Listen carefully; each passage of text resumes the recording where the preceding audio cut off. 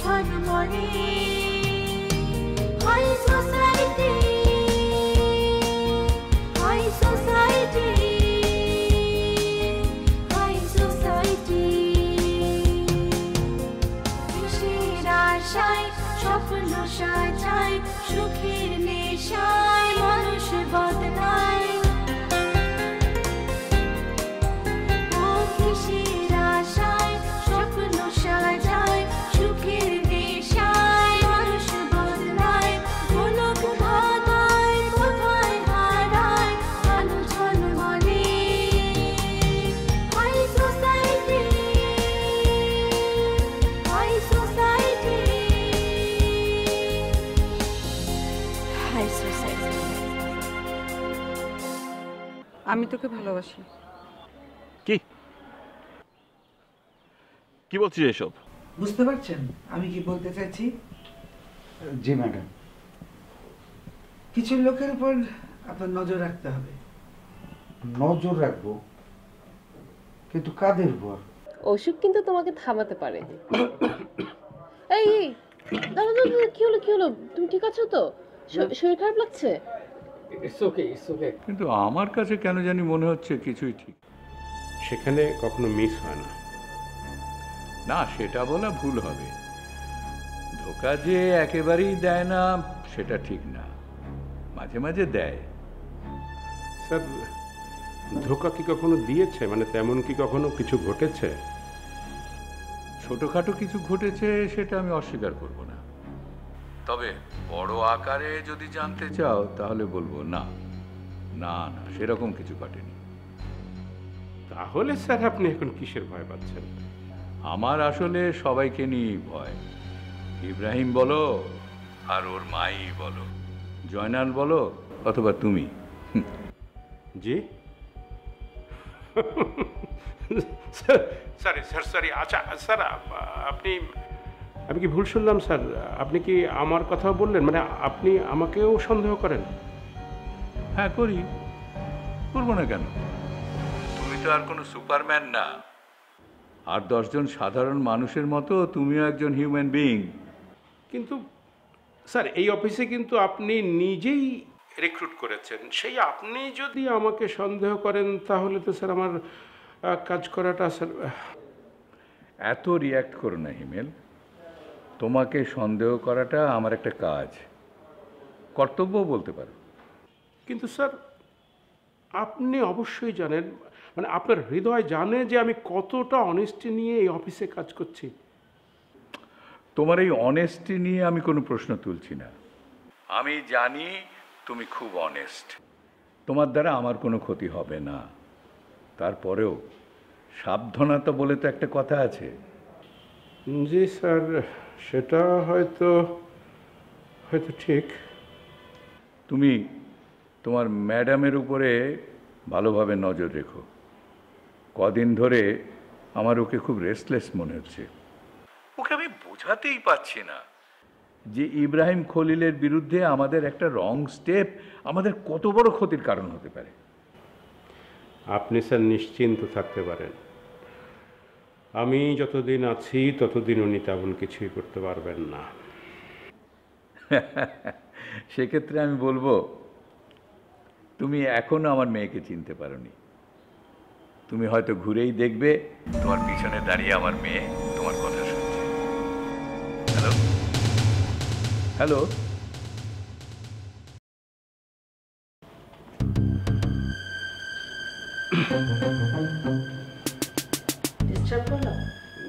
জি না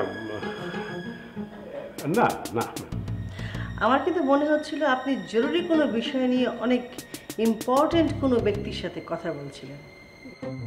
জি না, সেরকম তো কিছু না।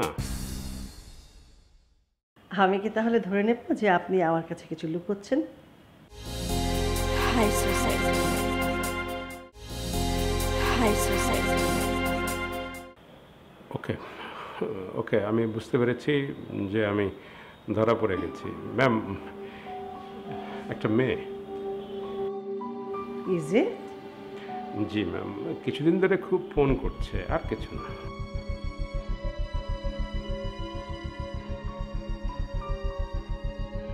এতদিন পরে তাহলে আপনার জীবনে কেউ উকি ঝুঁকি দিতে শুরু করেছে, তাই তো? নাম কি? নাম নাম নাম রিমি। বাহ, আমার নামের সাথে মিল আছে দেখছি। আপনার নামের সাথে? That's great. By the way, Joynal সাহেবের ফোন কিন্তু এখনো সুইচড অফ। বলেন কি ম্যাম, এখনো অফ? বিষয়টা আমার কাছে খুব চিন্তার কারণ হয়ে দাঁড়িয়েছে। এই ভদ্রলোক আগে কখনো এমন করে? ম্যাম, আমরা যদি ধরে নেই যে জয়নাল সাহেব সিক, তাহলে ওনার ফোনটা অন থাকবে, ফোনটা সুইচড অফ থাকবে না। আমার কিন্তু তা মনে হয় না। If you don't mind ma'am, আপনার কি মনে হয়? আমি কিন্তু ঝামেলার গন্ধ পাচ্ছি। ঝামেলা? হ্যাঁ, ঝামেলা।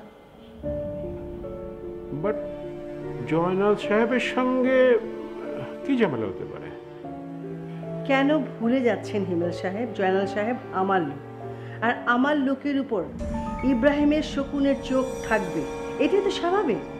মাই গড, তার মানে ম্যাম আপনি ভাবছেন যে এর পিছনে ইব্রাহিম খোদেদের হাত আছে?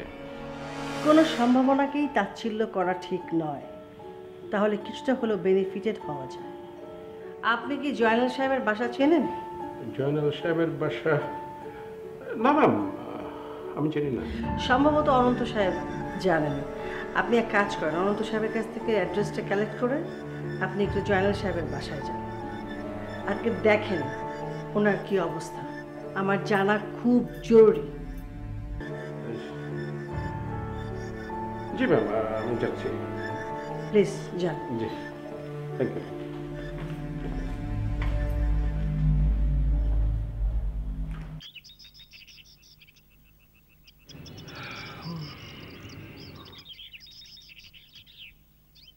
হ্যালো। তোমার সাথে আজ দেখা হলে ভালো লাগতো। আজ কেন বলো তো? এটা কেমন কথা হলো আরোহী? তোমার সাথে আমার দেখা হবে এটাই তো স্বাভাবিক।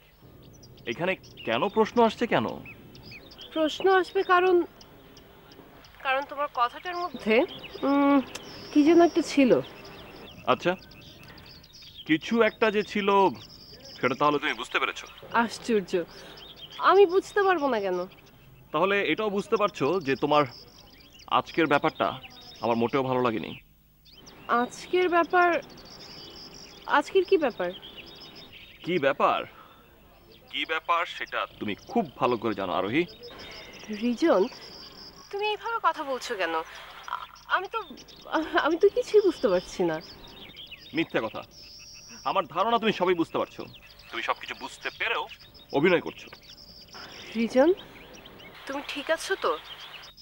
আমি কি বলছো তুমি এইসব? ড্রামা বন্ধ করো আরোহী, প্লিজ। ড্রামা? ড্রামা মানে? ড্রামা মানে তুমি এখন যা করছো সেটা ঠিক না আরোহী। তুমি তো কখনো এরকম ছিলে না। এমন ছিলাম না মানে? তুমি কি বলতে চাইছো? আমি না মানে কিছুই বুঝতে পারছি না। অবশ্যই তুমি বদলে গেছো, তুমি অনেক বদলে গেছো। বদলে গেছি মানে? তুমি বলতে চাইছো আমি বদলে গেছি? চুপ কর আরোহী। তুমি জানো আমি তোমাকে কতটা ভালোবাসি, কিন্তু তুমি ছি ছি। রিজন, রিজন প্লিজ, তুমি তুমি তুমি ঠিক কি মিন করতে চাইছো?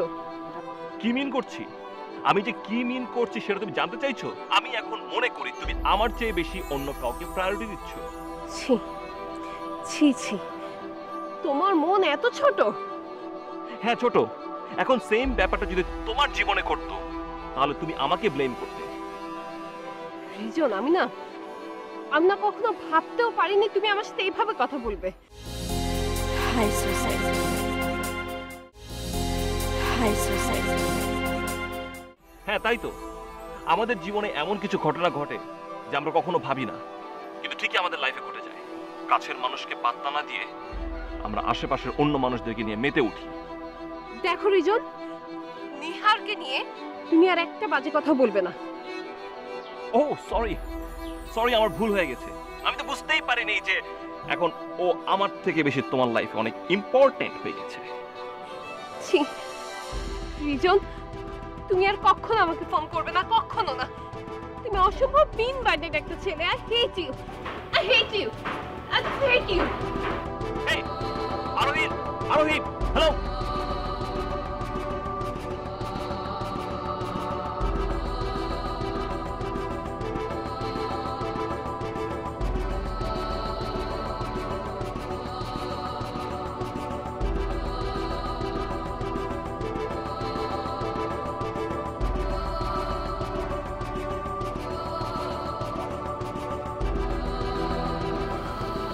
কি হয়েছে মামনি? না কি হবে, কিছু হয়নি। তুমি এখন এই বুড়ো মানুষটার কাছে কথা গোপন করছো? তুমি নিশ্চয়ই জানো যে এই এতটুকুন বয়স থেকে তোমাকে আমি কোলে পিঠে করে বড় করেছি, তুমি আমার কাছে কথা গোপন করছো? বললাম তো চাচা, কিচ্ছু হয়নি। আমি কিছু লুকোচ্ছি না আপনার কাছে। তাহলে কাঁদছো কেন? ওই যে আমার আমার ভার্সিটির একটা বন্ধু। আচ্ছা আমার কথা বাদ দেন, আপনি কবে ফিরলেন? হ্যাঁ, আজকেই ফিরেছি। আর ফিরে এসে দেখি বাসা বাড়ির কী অবস্থা। ওইদিকে ম্যাডাম নানান টেনশনে জর্জরিত, তার উপরে তুমি কান্না করছো। আর ইব্রাহিম বাবার সাথে তো দেখাই হলো না। আপনার বাড়িতে সবাই ভালো আছে তো? আমার কথা রাখো, তোমাকে দেখে কিন্তু খুব ভালো লাগছে না মামনি। আচ্ছা আমি তোমাকে জিজ্ঞেস করি, কেউ তোমাকে কিছু বলেছে? তাহলে আমাকে বলো, আমি তার ব্যবস্থা নিব। না চাচা, ওসবের দরকার নেই। শুধু আমাদের বন্ধুদের মাঝে একটু ঝামেলা হয়েছে, আর কিচ্ছু না। অন্য কিছু না হলেই ভালো। আর যদি কখনো কিছু হয় তুমি আমাকে বলবে, তার সমস্যার সমাধান আমি দেব, কেমন? জি। এভাবে মন খারাপ করে থেকো না, এভাবে থাকলে দেখতে ভালোও লাগে না। তুমি একটা সুন্দর মেয়ে, এবার মন খারাপ করে থাকবে কেন? নিজের শরীরের প্রতি যত্ন নিও, কেমন? আমি গেলাম।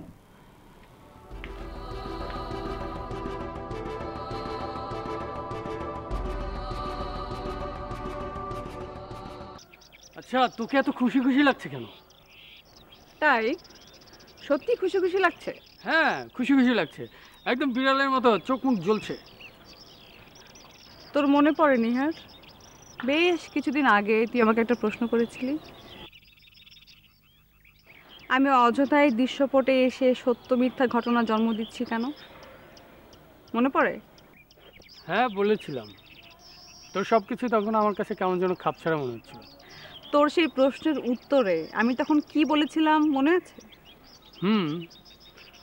তখন তুই বলেছিলি এসব করছিস তুই গল্পের টুইস্ট আনার জন্য। এই তো গুড, একদম ঠিকঠাক মনে করতে পারছিস না। তোকে যতটা বোকাশোকা মনে করা হয় তুই ততটা বোকাশোকা নস। তোর মাথায় কিছুটা হলেও গ্রে ম্যাটার আছে। আচ্ছা কিন্তু গল্পে সব টুইস্ট করে তুই কি কি ঘটাতে চাচ্ছিস বলতো?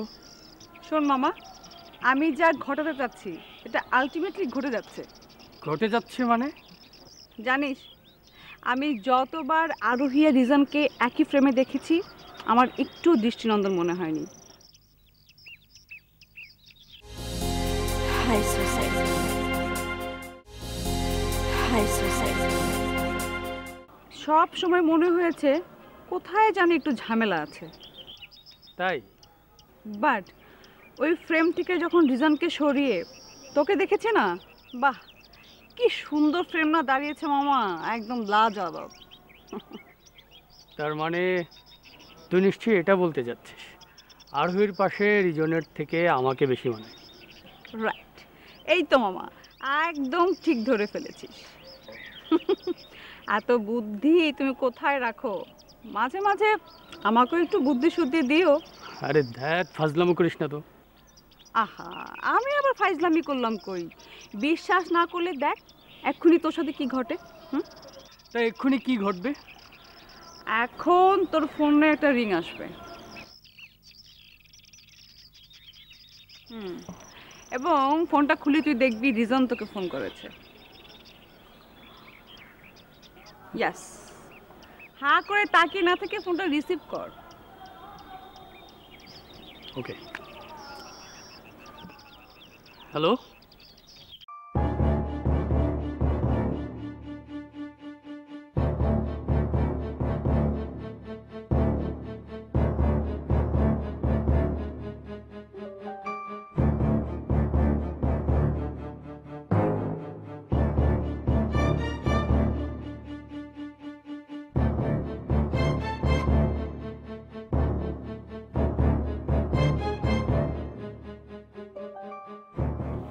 হ্যালো, আপনি নিশ্চয়ই বাসা থেকে বের হননি?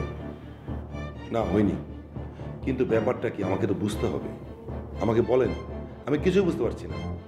জগতের নিয়ম কি বলে জানেন? জগতের নিয়ম বলে আপনি যত কম বুঝবেন ততই ভালো থাকবেন। জি না, আমার অত ভালো থাকার দরকার নেই মিস্টার হিমেল। কথাটা কি ভেবে বলছেন? আমি যেটা বলি সেটা ভেবে বলি মিস্টার হিমেল। আমি অফিসে আসতে চাই, আমার অফিসে যাওয়া দরকার। অথচ আমি আপনাকে বারণ করেছি অফিসে আসতে, এমনকি আপনি আপনার ফোনটাও অফ রাখবেন, আমি না বলা পর্যন্ত অন করবেন না। তার মানে আপনি কি বলতে চাচ্ছেন? আপনি বলতে চাচ্ছেন যে আপনার কথা মতো আমাকে চলতে হবে, তাই তো? ধরে নিন অনেকটা তাই। আর আমি যদি না করি? সেক্ষেত্রে বন্ধু হয়তো বন্ধু থাকবে না, অন্য কিছু হয়ে যাবে। বন্ধু?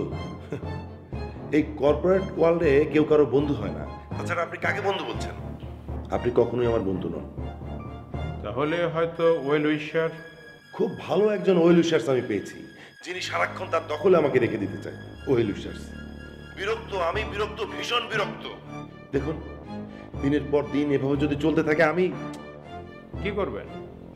যেটা করব সেটা আপনি দেখতে পাবেন। এসব করে আপনি মোটেও আপনার পিঠ বাঁচাতে পারবেন না, কারণ আপনি ভাবতেও পারছেন না যে আপনি কত বড় ঝামেলায়, কত বড় বিপদে জড়িয়ে গেছেন। দেখেন হিমেল সাহেব, এই সমস্ত আজে বাজে কথা বলে আমাকে ভয় দেখাবেন না। এভাবে আমাকে ভয় দেখিয়ে কোনো লাভ নেই। আমার চারপাশ সম্পর্কে আমি যথেষ্ট জ্ঞান রাখি। আপনার কি সেরকমই মনে হয়? অফকোর্স, তাই তো। আচ্ছা ব্রো, সেদিন রাতের কথা কি আপনার মনে আছে? কোন দিনের কথা বলছেন? ব্রো মনে নেই? ওই যে সেদিন। ওসব পুরনো কথা তুলে লাভ আছে? আছে ব্রো, আছে। আর এই দুনিয়ায় পাখি ছড়ালে আরোহীর মতো কত নেই। আমি তো একজন সাধারণ মানুষ, আমারও তো মাঝে সাথে মজা করতে ইচ্ছে করে। তুমি আমাকে আর নিহারকে জড়িয়ে বাজে কথা বলনি? আমি তোমাকে বলতে চাচ্ছি যে নিহার কোনোভাবেই ভালো ছেলে না। আমি জানি না ইবো, সত্যি বলতে পারবো না। মাঝে মাঝে না আমাকে এত ফ্রাস্ট্রেশন ফিল করে। সরি বাবা। কিন্তু